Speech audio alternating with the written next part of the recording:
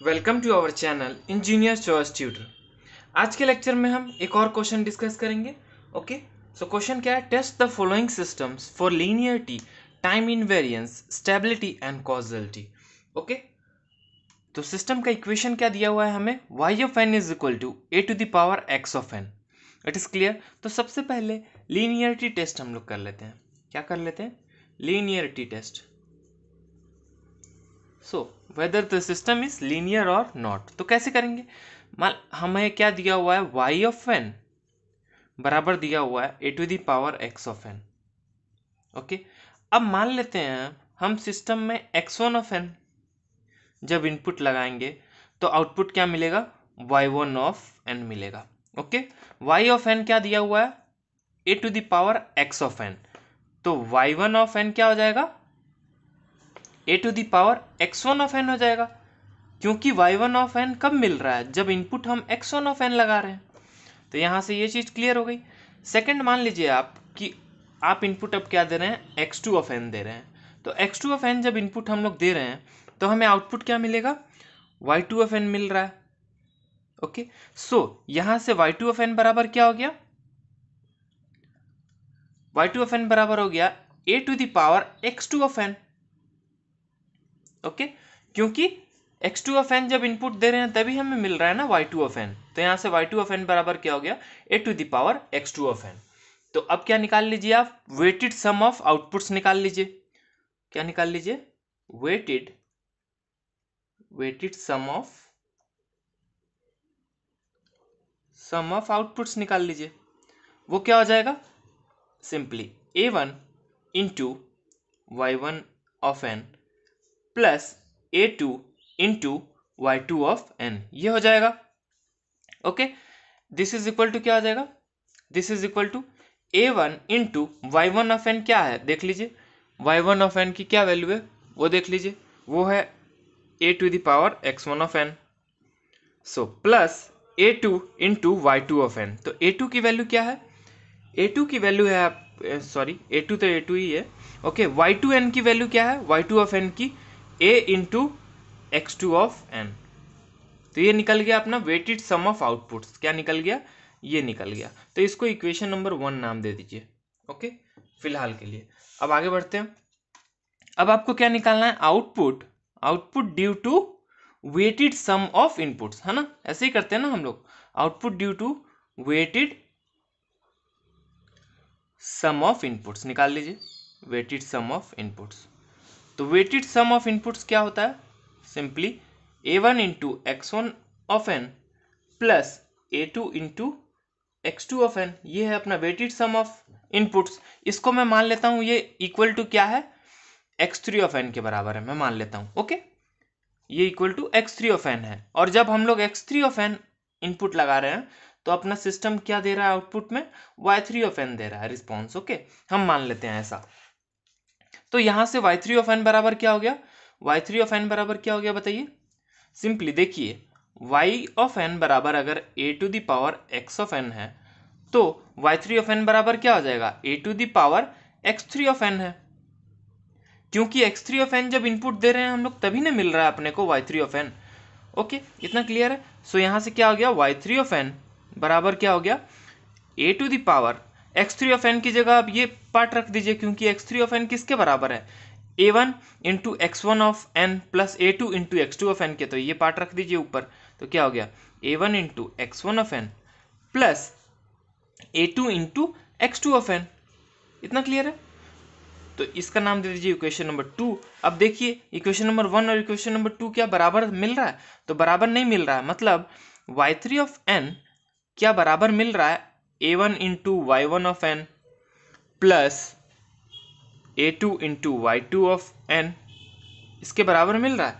तो नहीं मिल रहा है बराबर। ये अलग है और ये अलग है। इसीलिए हम क्या बोलेंगे कि जो अपना सिस्टम है वो क्या है? नॉन लीनियर सिस्टम है। ओके, इतना क्लियर? अपना सिस्टम क्या है? नॉन लीनियर सिस्टम है। अब आगे देख लेते हैं। सेकेंड चीज क्या देखना है हमें? कि टाइम वेरिएंट है या नहीं। सेकेंड चीज क्या देखना है हमें? कि whether it is time invariant और नॉट। सो टाइम इनवेरिएंट है या नहीं। सो ये चीज़ कैसे चेक करेंगे टाइम इनवेरिएंट है या नहीं? सिंपली हमें क्या निकालना पड़ेगा पहले, the output due to delay input. पहले हमें निकालना पड़ेगा the output due to delay input. ओके, ड्यू टू डिले इनपुट। इसको कैसे रिप्रेजेंट करते हैं, the output due to delay input को y of n comma k। इस केस में क्या किया जाता है, पहले आप एक्सप्रेशन लिख लीजिए, y ऑफ n बराबर क्या था क्वेश्चन में, a to the power x of n। तो the output due to delay input के केस में क्या किया जाता है, that is y of n comma k के केस में क्या किया जाता है, जहां पे भी x ऑफ n दिखता है वहां पे x of n minus k लिख दिया जाता है सिंपली। तो यहाँ पे क्या दिख रहा है, a to the power x of n है, तो a तो ऐसे ही रहेगा, to the power x of n है तो अब क्या हो जाएगा, to the power x of n minus k हो जाएगा। ओके, इतना क्लियर है? अब क्या निकाल लीजिए आप, the delay output, the delay output निकाल लीजिए। द डिले आउटपुट क्या मिलेगा, इसको डिले आउटपुट को कैसे रिप्रेजेंट करते हैं, y of n minus k से, है ना। तो द डिले आउटपुट निकालने के केस में क्या किया जाता है, जहां भी n दिखता है n, उस n को n माइनस k से रिप्लेस कर दिया जाता है। तो a to the power x of n है, तो n को कैसे रिप्लेस कर दीजिए, n माइनस k से। तो यहाँ पे दिख रहा है आपको, क्या दिख रहा है कि y of n comma k बराबर आ गया किसके, y of n minus k के। तो जब बराबर आ गया तो हमें मालूम चल गया कि अपना ये क्या सिस्टम है, टाइम इनवेरिएंट सिस्टम है, टाइम इनवेरिएंट सिस्टम है। ओके, इतना क्लियर है? आई होप आपको इतना समझ में आया हो। तो ये क्या है, टाइम इनवेरिएंट सिस्टम है। अब आगे देख लेते हैं अपन। ओके, अब क्या चेक करना है आपको, थर्ड प्रॉपर्टी, थर्ड चीज क्या चेक करनी है आपको, स्टेबल है कि नहीं, स्टेबिलिटी चेक करनी है आप सिस्टम की, stability. Okay, so stability check कर लेते हैं। स्टेबिलिटी कैसे चेक करेंगे अपन, स्टेबिलिटी का क्या होता है, क्राइटेरिया अपने को निकालना पड़ेगा, summation n equal to minus infinity to plus infinity mod h of n, ये निकालना पड़ेगा। अगर ये स्मॉलर देन इन्फिनिटी आ गया तो हम बोलेंगे कि अपना सिस्टम क्या है, स्टेबल है, और अगर नहीं आया तो हम क्या बोलेंगे कि अनस्टेबल है। ओके, अगर स्मॉलर देन इन्फिनिटी नहीं आया तो हम क्या बोलेंगे कि अनस्टेबल है। ओके, तो चेक कर लेते हैं। सबसे पहले जनरल एक्सप्रेशन लिख लीजिए, क्या है, y of n is equal to a to the power x of n। अब मैं ऑलरेडी आपको बता रखा है मैंने कि स्टेबिलिटी के केस में क्या किया जाता है, इनपुट में हम लोग क्या लगाते हैं, स्टेबिलिटी चेक करना होता है अगर किसी LTI सिस्टम का, तो हम लोग इनपुट पे लगाते हैं यूनिट इम्पल्स, तब हमें क्या मिलता है, इम्पल्स रिस्पॉन्स। क्योंकि यहाँ इम्पल्स रिस्पॉन्स की जरूरत है ना, h ऑफ n का समेशन करना है ना, तो हमें इम्पल्स रिस्पॉन्स की जरूरत है, इसीलिए हम लोग इनपुट यानी x ऑफ n की जगह क्या लगाएंगे, डेल n लगाएंगे, तब हमें y ऑफ n क्या मिलेगा, h ऑफ n मिलेगा। इतना क्लियर है? ओके, ये हमने पहले ही डिस्कस कर रखा है। तो अब ये एक्सप्रेशन कैसा बन गया, उस पर ध्यान दीजिए। अब ये एक्सप्रेशन बन गया, y ऑफ n की जगह क्या, h of n, h of n is equal to a to the power del n। Okay, x of n की जगह क्या, डेल ऑफ n रखना है। इतना समझ में आया? अब एक बात बताइए, डेल ऑफ n 1 कब देता है, 1 कब देता है, जब n की वैल्यू क्या हो, 0 हो, जब n की वैल्यू क्या हो, 0 हो। तो यहां से मुझे एक चीज समझ में आया कि, क्या समझ में आया, n की वैल्यू 0 रख के h ऑफ n निकाल लीजिए। अब n की वैल्यू जब 0 मैंने रखी तब h ऑफ n क्या आया, h of 0 equal to a to the power del of 0।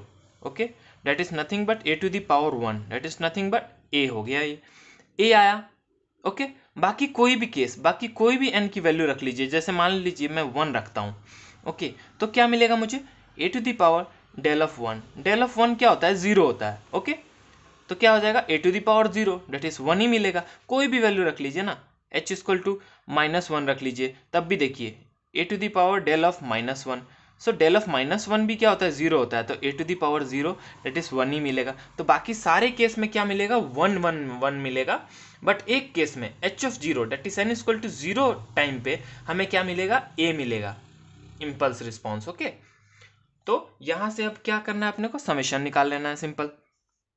तो अब क्या करना है अपने को, समेशन निकाल लेना है। तो summation n equal to minus infinity, sign से कोई दिक्कत नहीं ना है, साइन ऐसे जनरली यूज़ किया जाता है, मैं तेजी में ऐसे कर रहा हूँ, कोई दिक्कत नहीं है इससे। Okay, so n equal to minus infinity to plus infinity mod H of N, this is equal to क्या हो जाएगा, सिंपल। अब देखिए माइनस इन्फिनिटी टू -1 तक जाइए तो क्या मिलेगा, 1 + 1 यही मिलेगा ना अपने को, है ना। और n इक्वल टू 0 पे पहुंचेंगे तो क्या मिलेगा, a मिलेगा। उसके बाद फिर से n इक्वल टू 1 से लेके प्लस इन्फिनिटी तक जाएंगे तो 1 + 1 + 1 + 1 ही मिलता रहेगा। तो ओवरऑल ये सम क्या हो जाएगा, ओवरऑल सम हो जाएगा इन्फिनिटी, ओवरऑल सम हो गया इन्फिनिटी। यहाँ से क्या मालूम चल गया हमें अब कि जो अपना समेशन है, summation n equal to -minus infinity to +plus infinity, okay, mod h of n, ये किसके बराबर आ गया, इन्फिनिटी आ गया। तो इन्फिनिटी आ गया तो हमें मालूम चल गया क्या कि अपना सिस्टम क्या है, सिस्टम जो है अपना वो अनस्टेबल सिस्टम है, अनस्टेबल सिस्टम है। It is clear. तो ये सिस्टम क्या है, अनस्टेबल सिस्टम है। अब एक चीज़ और बची क्या कि हमें क्या चेक करना है, कॉजलिटी चेक करना है। तो देख लेते हैं कॉजलिटी कैसे चेक करते हैं, weather the system is causal और नॉट, ये चीज़ हम लोग चेक कर लेते हैं। ओके, तो जनरल एक्सप्रेशन लिख लीजिए, y of n is equal to क्या होता है, a⁴ x of n। Is it clear, इतना क्लियर है, a⁴ x ऑफ n होता है। तो यहाँ से क्या मालूम चल रहा है, ये दिख रहा है आपको x ऑफ n, मतलब यहाँ पे दिख रहा है हमें कि जो आउटपुट है वो सिर्फ और सिर्फ किस पे डिपेंड कर रहा है, प्रेजेंट इनपुट पे। Okay, that is x of n पे। y ऑफ n जो है वो डायरेक्टली डिपेंडेंट किस पे है, x ऑफ n पे। मीन्स इस केस में क्या हो रहा है, the present, the output okay depends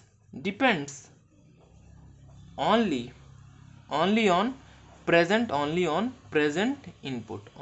present input। Okay, so present input पे सिर्फ डिपेंड कर रहा है। अब किसी को डाउट है कि प्रेजेंट इनपुट पे कैसे डिपेंड कर रहा है, तो आप वैल्यू भी रख के देख सकते हैं। ओके, ऐसे तो दिख रहा है x ऑफ n यहाँ पे है, y ऑफ n यहाँ पे है, तो दिख रहा है कि ये प्रेजेंट इनपुट पे डायरेक्टली डिपेंड कर रहा है। तो n इक्वल टू 0 रख लीजिए, तो y ऑफ 0 बराबर क्या हो गया, a⁴ x ऑफ 0। तो देखिए यहाँ पे जब हम लोग n इक्वल टू 0 पे हम लोग आउटपुट निकाल रहे हैं तो हमें इनपुट कब का चाहिए, n इक्वल टू 0 पे ही हमें इनपुट भी चाहिए कि n इक्वल टू 0 टाइम पे हमने क्या इनपुट दिया, उसी पे सिर्फ डिपेंड कर रहा है अपना उस समय का आउटपुट। ओके, इतना क्लियर है। तो क्या हुआ, the output depends only on present input, that's why we are saying that the system is what, system is causal system. Okay, तो हम क्या बोल रहे हैं, सिस्टम अपना क्या है, कॉजल है। अब आगे जैसे देख लीजिए यहाँ से क्या क्या निकला कि अपना सिस्टम क्या क्या था, अपना सिस्टम कॉजल है, अपना सिस्टम अनस्टेबल निकला। ओके, सिस्टम अनस्टेबल निकला। नेक्स्ट पॉइंट, सिस्टम क्या निकला, नॉन लीनियर भी निकला, non linear. Okay, and system क्या निकला, टाइम इनवेरिएंट निकला। सिस्टम क्या निकला अपना, टाइम इनवेरिएंट सिस्टम निकला। ओके, आई होप इतना आपको क्लियर हो। तो ये एक प्रोसेस था इस क्वेश्चन को सॉल्व करने का। So thanks for watching this video, please like the video and subscribe our YouTube channel.